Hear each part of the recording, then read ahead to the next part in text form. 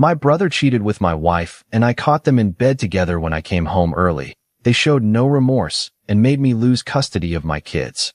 I am a lab technician. Nothing very glamorous, but it was a steady job, decent pay, and I did it well. That day, I was supposed to leave at 6 in the morning, but a coworker offered to cover me for the last 2 hours.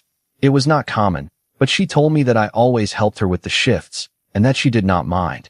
It seemed like a nice gesture, so I went home earlier. We live on the outskirts of Columbus, Ohio. Quiet neighborhood, identical houses, everything sounds more boring than it is, but it was my place.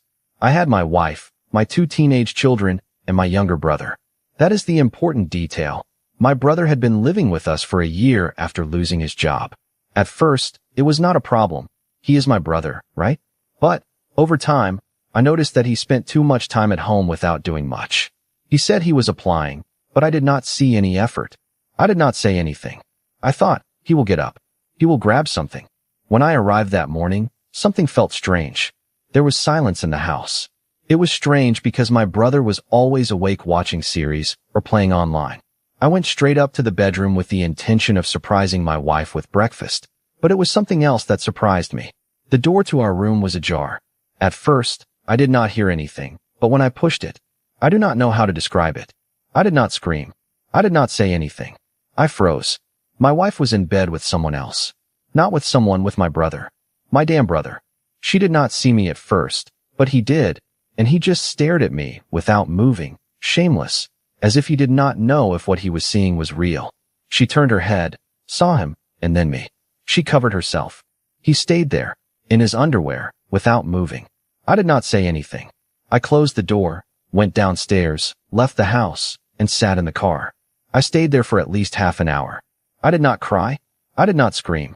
I felt something I cannot explain, a mixture of disgust, pain, and that feeling that everything you thought was solid no longer exists. I started the car, went to a Walmart parking lot that is a few blocks away, and stayed there for hours. I do not even remember when. That day, I did not go back. I stayed in a cheap motel near the highway. I did not even sleep well. I spent the night staring at the ceiling, wondering how many times it had happened, how long they had been at it, if there were signs that I did not want to see. The worst thing was not that she had cheated on me, it was with whom. That is what I cannot get my head around.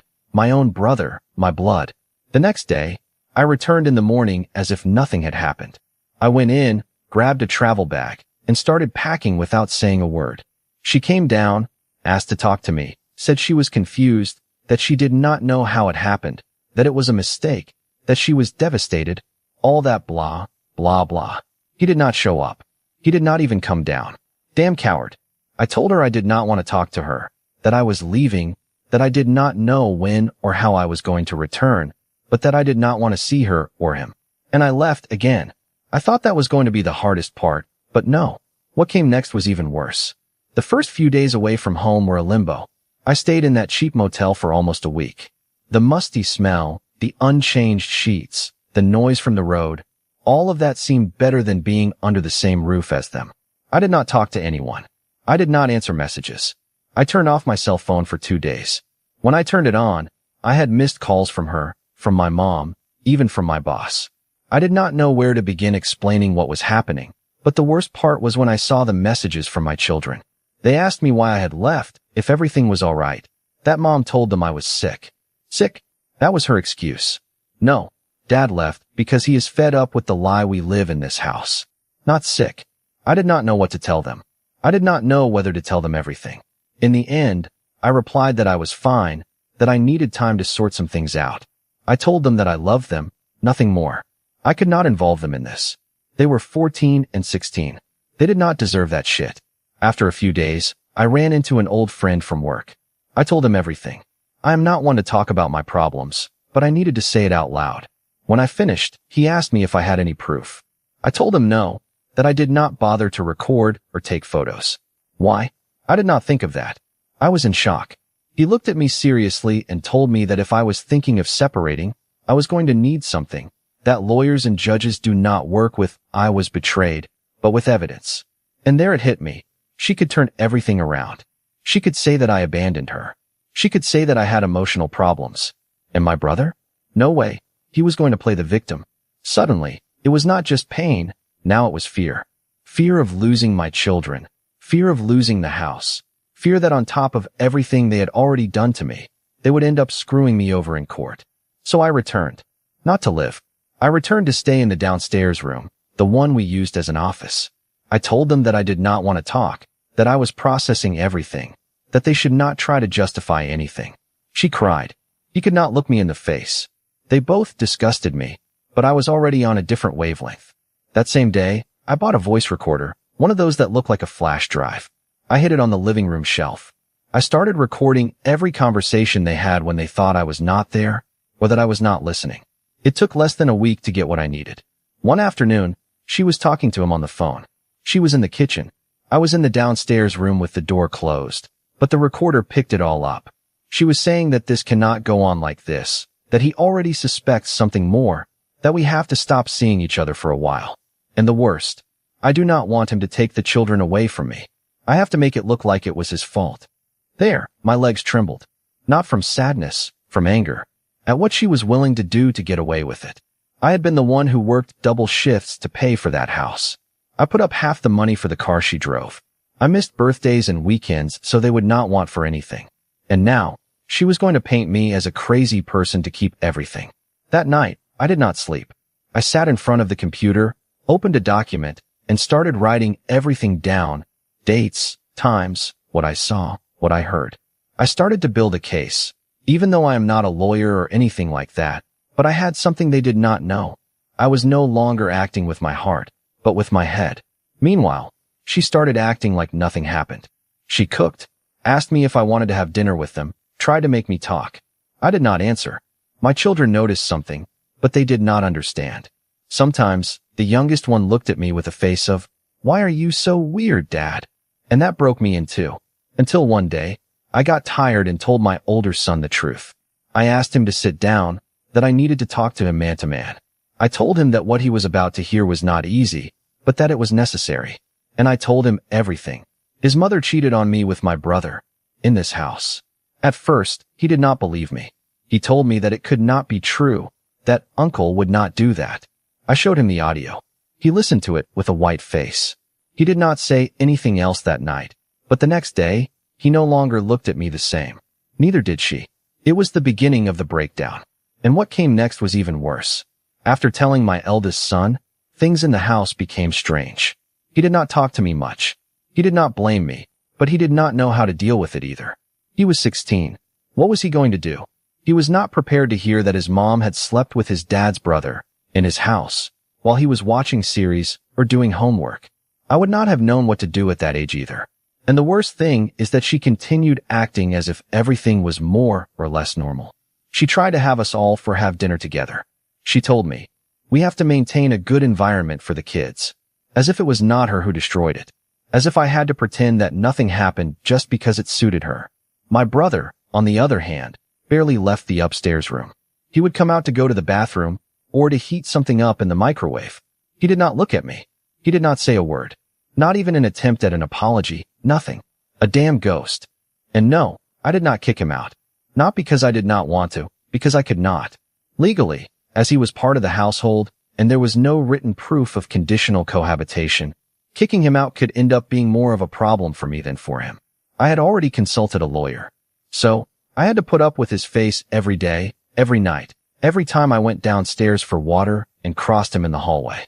One night, my eldest son broke down. He was in his room crying. I went in without knocking. I saw him there, sitting with his head in his hands. He told me that he could not concentrate at school, that he did not understand how his family had become this. And he asked me something that hurt me more than anything. What happens if I also start to be like this? If this is in my blood? It broke me inside. I told him no, that what his mother and uncle did had nothing to do with him, that he could choose to be different. I do not know if he believed me, but at least he stopped crying. That same night, I decided that I could not go on like this. I could not be sleeping in an office, listening to their voices in the kitchen, enduring that tension that everyone was already breathing. I needed a plan, something clear, something legal, because if I left there without protecting myself, she could invent whatever she wanted. He left without saying anything. He has mental problems. He abandoned us. I had already heard her talk like that on the phone. I knew how far she could go.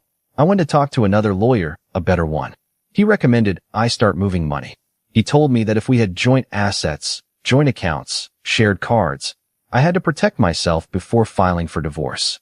That, most likely, she would try to freeze funds or put obstacles in my way. So I did that. I started withdrawing cash, separating things, moving accounts to my name, registering everything, every receipt, every movement. I became paranoid about legal matters, but I could not afford to lose my children or end up on the street.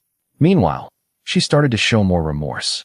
She said it had been a mistake, that she did not know what had happened to her, that she did it out of loneliness, that she felt abandoned, the typical speech. What bothered me the most was that she seemed convinced that with a couple of soft words, everything would go back to normal. As if I were a damn fool with no memory. One day, she asked to talk to me privately. We went to the backyard.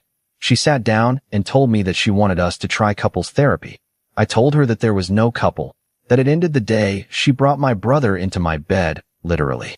Her eyes filled with tears. She said she was going to change, that it had been a slip, that she was not in love with him. And that is when I realized something. She still thought she was in control. I asked her if she had been unfaithful to me before. She denied it, but not convincingly. She hesitated, her voice caught, and I knew that it was not the first time, that it probably came from before. Maybe not with my brother, but with someone. And then, I started to remember details. The getaways, the outings with friends that did not add up, the time she came home and took a shower before saying hello. All those things that, at the time, I did not want to see, now exploded in my face. The problem was that I did not have proof of that, but the thing with the brother was enough. And I had audios. I had bank movements. I had everything well documented. I was not going to let that story be turned around. I was not going to let my children grow up believing that I was the one who broke up the family. So, I started the process. I went to the courthouse. I filed a formal petition for divorce, with separation of property, based on adultery and deceit. The lawyer told me that if I played my cards right, I could even get custody. And that gave me air for the first time in months. I felt that I was not completely trapped. What I did not know was that she was already making her own moves, and what I was about to discover was going to kick me in the stomach again. One afternoon, I arrived earlier from work because they changed my shift at the last minute. I did not give notice. I did not have to. I no longer cared if they felt uncomfortable with my presence. It was my house too. What I did not expect was to hear voices in the living room. One of them was hers. The other was not my brother's. It was someone else's, a young male voice, different. I did not go in like crazy. I stood at the entrance, listening. They were speaking softly, but enough for me to hear what I needed. She was saying things like, "We have to be more careful. He is getting suspicious. I cannot risk it again." And him, laughing, answered her, "I already told you it is over." It was just one more time. That is when I realized. It was not just my brother. She was involved in something else. I do not know if I would call it a relationship, not even an affair. It sounded like she had had something with another guy, younger, more lively, and he was already breaking up with her as if she was just another one, as if it was something they did often. And she seemed upset, almost begging him. I did not hear much more because they got up from the sofa, and I heard footsteps. I quickly went into the entrance hall and pretended that I had just arrived. I made noise with the keys and opened the door as if I knew nothing. She dismissed him quickly, said something like, "I will text you later." And the guy left without looking at me. He walked past me as if he owned the place, as if I were the stranger. I asked her who he was. She replied that he was a friend from work. I told her that she had not worked with anyone for months. She got flustered. She told me he was from the office where she had done a replacement some time ago, all badly put together. Everything sounded improvised, but I did not say anything. I did not want her to know that I had heard her. That night, I did not sleep. I started checking things, the browser history, which she always deleted, the cell phone calls, the networks. I found an alternate Facebook account. She did not use her real name, but the photo was of her. She had private posts, messages with men I did not know, and the worst, photos. Photos with them smiling, hugging, as if they were a couple. Some even in places where we had been on vacation, supposedly trips with friends, or work outings. All lies. That is when I felt something break in my head. It was not a single betrayal. It was not a one-night stand. It was a way of life. She had been doing this for years. I did not know it. I did not want to see it, or I could not see it. But now, it was all there, clear in my face. I took all that to the lawyer. He told me that with that I could strengthen the case, that it was clear that there was a pattern, not an isolated event, that we could even prove negligence towards the children if I managed to connect the absences with times when she left them alone or made up excuses to disappear. We began to prepare everything to request full custody, but we had to be subtle. If she smelled what was coming, she could come up with some play. So, I kept pretending that I was holding on, that I lived in the house because I had no other choice, that I had not made any decisions yet. Meanwhile, every night, I put more papers, recordings, and screenshots in the folder that I already called my escape plan. But the real blow came one Saturday morning. My youngest son approached me in the kitchen.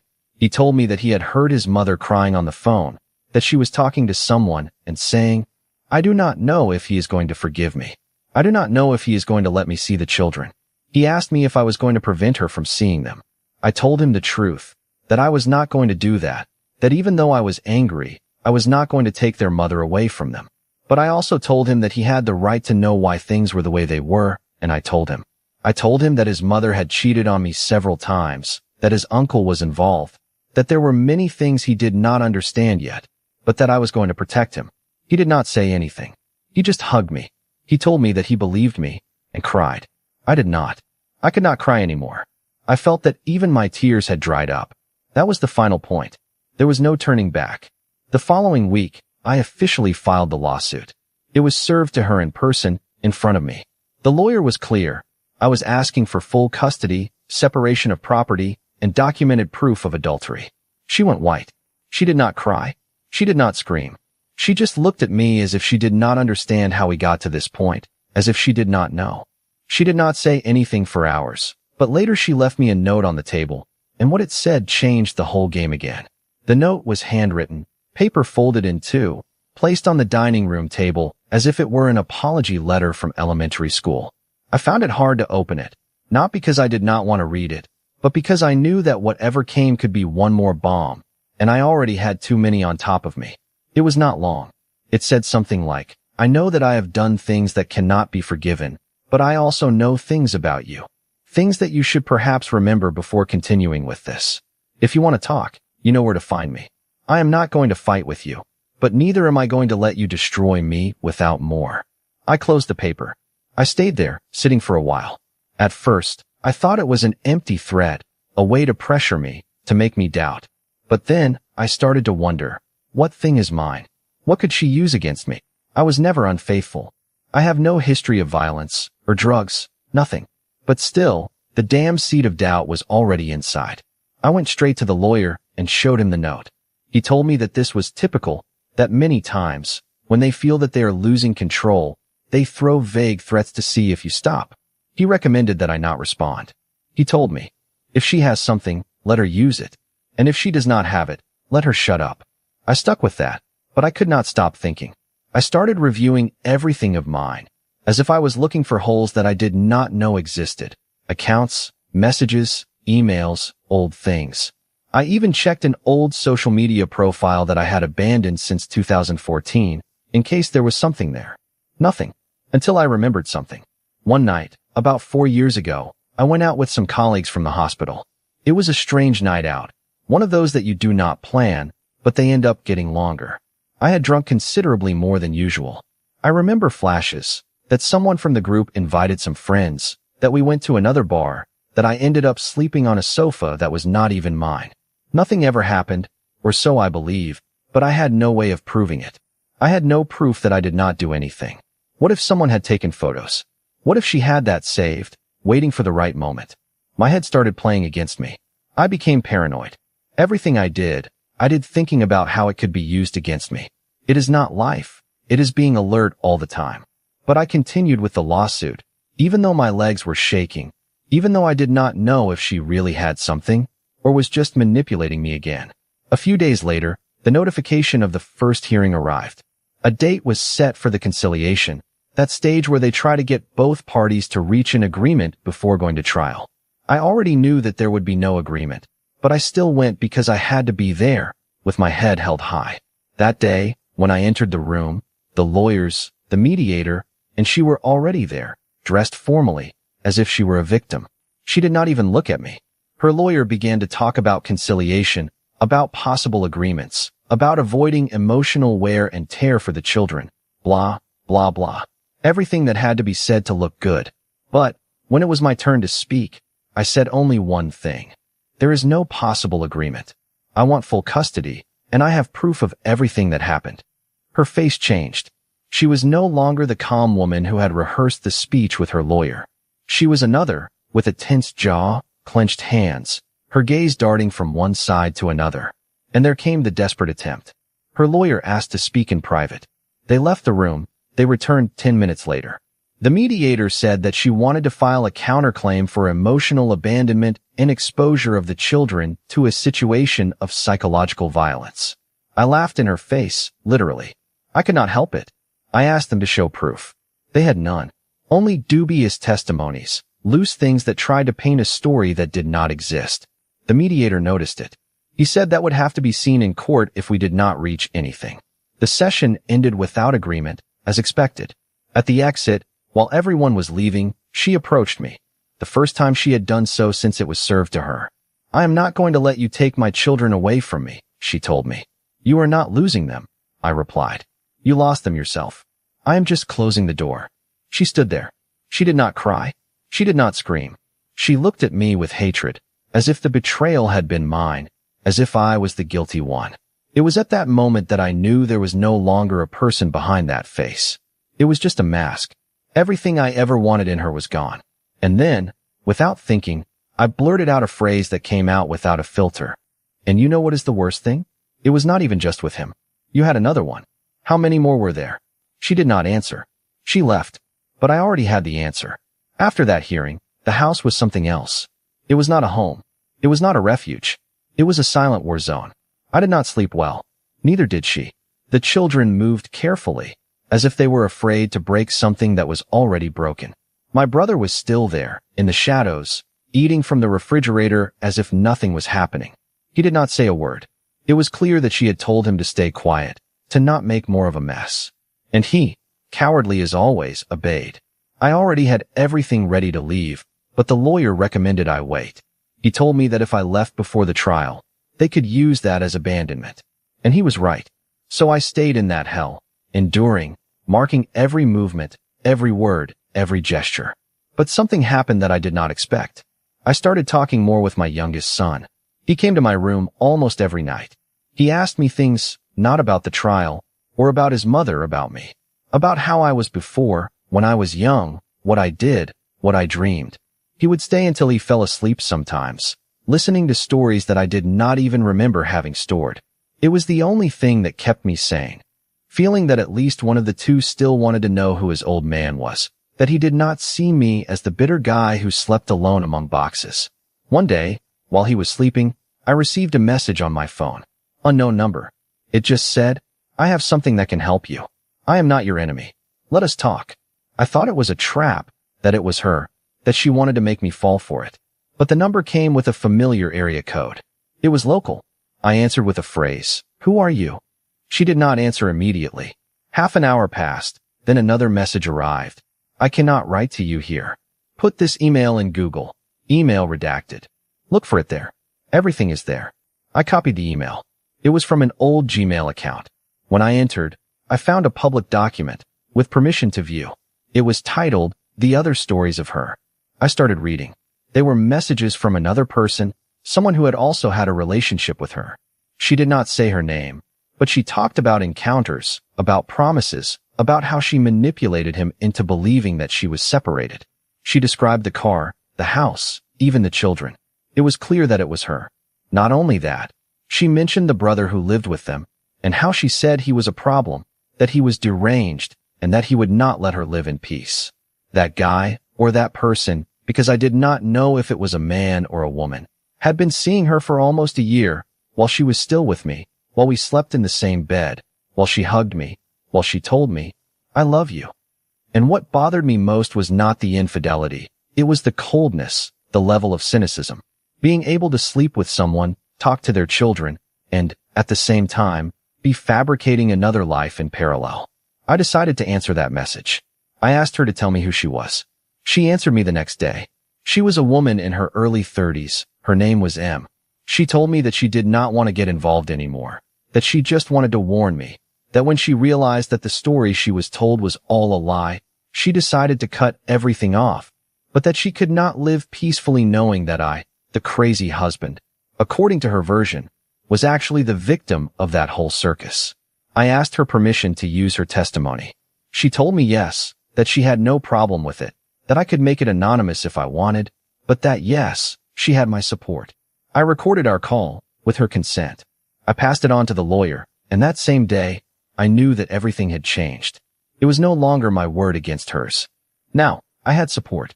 Now, she was going to have to explain why her absent husband seemed to be the only one who was not lying, and why her history was longer than a crime novel. But that was not the last surprise.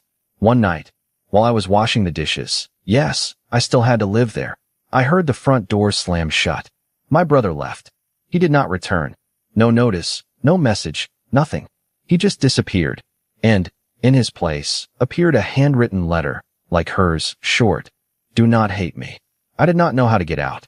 I just wanted to feel something, anything, but it was not against you. I swear. I read it 3 times. Not out of emotion, out of anger. Because it was such a poor, such a pathetic justification that it made me want to break everything. That night, I did not sleep. I stared at the ceiling, thinking about what was coming. The day of the trial arrived. I woke up before the sun came up. I did not sleep for 3 hours, but I was still lucid, as if my body knew that today I could not fail. I dressed in my best, not to impress, but so that no one would say that I did not take this seriously. She arrived an hour later, her lawyer 2 minutes behind. I was already inside, with my folder, with everything. The judge was a serious, direct guy. There was no room for beating around the bush. First, the lawyers presented the context. Marriage of more than 15 years, 2 minor children, cohabitation interrupted a few months ago, request for full custody on my part, allegations of adultery and manipulation. Her lawyer wanted to stop everything with a request for suggested reconciliation because, according to him, both parties still lived in the same house. The judge did not even look at him. And there, the bombs began to fall. My lawyer presented the audios, the transcripts, the call logs, the conversations with the woman M, the dates, everything. Each thing with its backing. Without exaggeration, without embellishment. Just facts on paper, chronologically clear. When the first audio was heard, the one of her talking to her lover in the kitchen about how to make it look like it was my fault, the judge raised an eyebrow. The rest of the time, he wrote in silence. On the other side, only excuses, that the context was not clear, that the audios could be edited, that my behavior had been erratic, and that I had been emotionally absent.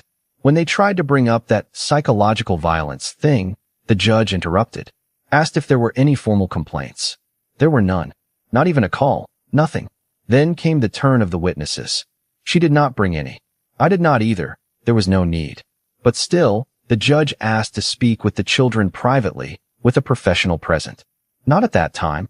A new appointment was going to be set. It was part of the process. That night, I returned home with a strange mix of feelings. It was not relief. It was as if I was about to win a fight that I never wanted to have. As if I had to destroy something just to save what little was left. I did not feel better. I did not feel anything. She did not talk to me. She cooked for the children, locked herself in the room. She did not cry. She did not make a scene. Just silence. As if she already knew that everything was said, as if she had nothing more to manipulate. But something smelled fishy to me, very fishy. 3 days passed. One Friday at noon, they called me from my children's school. They asked me if I could come over, that there was an urgent family matter, and that they needed one of the parents to be present. I went right away. At the office were the 2 children, the principal, and a social worker. My youngest son was pale, the eldest angry.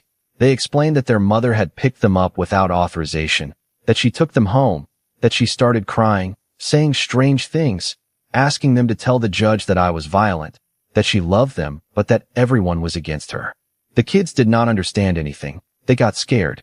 The eldest told her that this was manipulation. The youngest started crying and asked her to take him back to school. She refused, locked herself in the bathroom, and called an aunt. That aunt was the one who went to look for them and brought them back. The social worker looked at me with a face of, This is not common. She asked me if I wanted to leave a record of what happened. I told her yes. She asked me to sign some papers to activate a more thorough review of the provisional custody until the final trial. That was the final nail in the coffin. The following week, in a new, quick hearing, the judge summoned us to review what happened. The report clearly stated that the mother had tried to manipulate the children and that she had also taken them out of school without authorization or prior communication. The judge did not hesitate. He gave me full provisional custody until the final resolution. She could see them, but under supervision and only if they wanted to, not forced. When she heard the decision, she did not say a word. She looked at the floor, pressed her lips, left the room without saying goodbye. Not to me, nor to her children, nor to the lawyer, nothing. That day, I left the courthouse and did not return to the house. I called a moving truck, gave them the address, and asked them to come the next day. I already had a small apartment ready for the three of us. It was not a house, not a home yet, but it was ours. Without lies, without ghosts in the hallway. When they came to pick up their things, I was not there. I left a note on the refrigerator. You do not owe me an explanation. I already know everything. But you owe them an apology that, someday, you will have to give. Or not. It is your problem now. Do not look for me anymore. She signed the papers 2 weeks later. There were no more messages. She did not try to see the children. She did not appear. Her lawyer said she was emotionally overwhelmed and that she preferred not to do any more harm. The last time I heard anything about her was through a neighbor. She told me that they had seen her in another city, alone, thin, looking like she had not slept for weeks. I was not happy. I did not feel sorry. I did not feel anything. Because, at that point, I was already in another place. It has been 8 months since we signed the divorce. There is not much to say about the legal side. The sentence was clear, full custody for me, with restricted visits for her, whenever the children wanted. The assets were divided fairly, considering the evidence. I kept the car, the small apartment that I bought on credit, and, most importantly, the peace of mind of knowing that my children were not taken away from me. She never reappeared. Not a message, not an attempt to call, nothing. At first, I thought it was part of the show, that at some point she would explode, come crying, try to reinsert herself into the children's lives. But, no. She vanished, literally, as if everything that happened had exploded on top of her all at once, and she did not know what to do with the weight. My children, well, each one took it in their own way. The youngest one still sleeps some nights in my room. He does not tell me, but I know that sometimes he wakes up with nightmares, that he has not yet fully processed everything. He is 14. What more can I ask of him? Sometimes he tells me things about school, sometimes not, but he is there. He did not shut down. He did not leave. The eldest was more difficult. He became quieter, colder. He helps me with everything, but you can tell it is hard for him. One day he told me that it all seemed unreal, that he could not believe that his mother, his uncle, the whole story he had in his head was that, a lie. I do not blame him. Sometimes I cannot believe it either. He asked me not to see his mother anymore. Not out of hatred, for mental health. He says he prefers to remember when he still saw her as a trustworthy figure before the mask fell. I told him that it is okay, that he does not have to do anything he does not want, that it is not betrayal to stop seeing someone who decided to leave on their own. With my brother? I have no idea. He deleted me. I guess that is the least he could do. I was blocked from everywhere. They say he is in another state, working in I do not know what. I do not care. He never looked at the family again. My mother tried to defend him at first, but when she learned the truth, she broke down. She asked me for forgiveness. I did not give it to her, not out of resentment, but because there are things that are not fixed with forgiveness. They are only accepted as part of the damage. And I continue working at the hospital. Same shift, same routine. Sometimes, it is the only thing that keeps me structured. I do not go out much. I do not have time, or desire either. I am not looking for a relationship. I find it hard to trust. I find it hard to look at someone and not think, what if it happens to me again? But something changed. I wake up without that anguish in my chest. I walk around the house, and voices and memories do not haunt me. On weekends, we go with the kids to the field, to the park, to whatever. They talk, they laugh, they play, and I listen to them.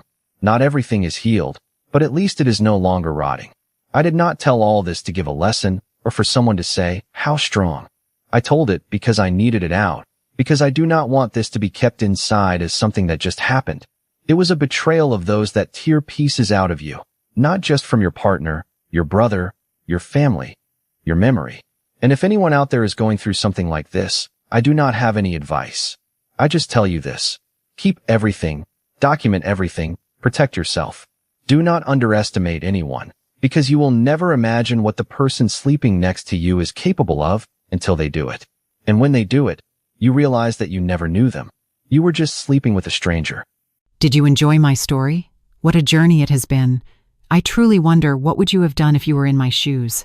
Would you have chosen silence to keep the peace, or would you have done what I did to reclaim your dignity?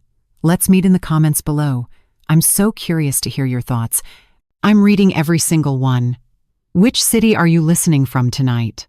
If my story resonated with you, you can support me and help me bring more stories like this to the world by sending a super thanks. Your sweet support means the world to me and allows me to continue this journey with all of you. On the screen now, you can see 2 new life stories that I highly recommend you watch next. There are so many more on my channel, each with its own lessons and triumphs. Don't forget to subscribe and click the notification bell so you never miss a new chapter. Thank you for being here with me. Until the next story, with love and respect.